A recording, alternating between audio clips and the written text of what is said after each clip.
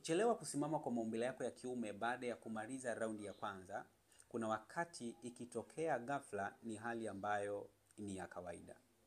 Ikiwa kama unashiriki tendo katika mazingira ambayo yanakufanya kuwa uncomfortable, yani unakosa uhuru, kuna uwezekano wa hali kutokea.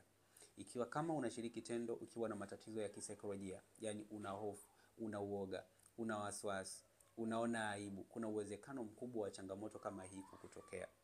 Ikiwa kama utashiriki tendo katika mazingira ambayo kuna migogoro isiyoisha, yani wewe na mwenza wako au wewe na mke wako, kuna shida ya kimahusiano, kuna uwezekano wa changamoto ya namna hii kutokea. Ila ikiwa kama changamoto hii itakuwa imekuwa ikikutokea mara kwa mara na bado huna changamoto kama hizi, hali hii inaweza kubadilika na kuwa tatizo. Iko hivi, wakati mwingine unaweza ukashindwa kurudia raundi ya pili au ukachelewa kurudia kutokana na kiwango cha homoni ya testosterone kuzalishwa kwa kiwango kidogo.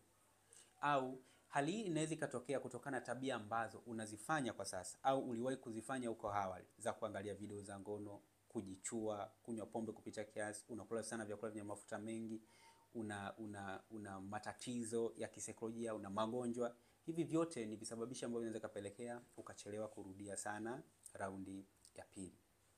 Kwa wastani kurudia raundi ya pili huwa ni dakika 0 mpaka dakika 15, wengine dakika 20, lakini wastani ni dakika 15 mpaka 20 kurudia raundi ya pili.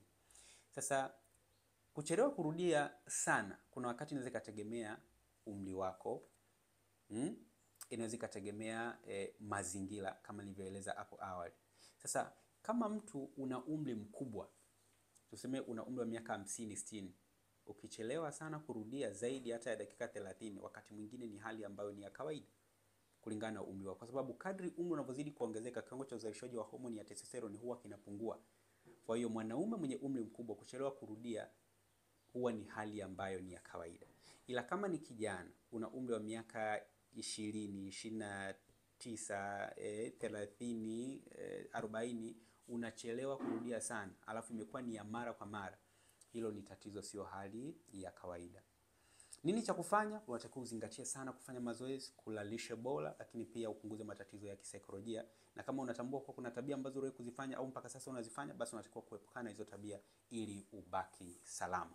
Kwa msaada zaidi, unaweza kuchukua namba kwenye bio, nami nitakusaidia. Karibu.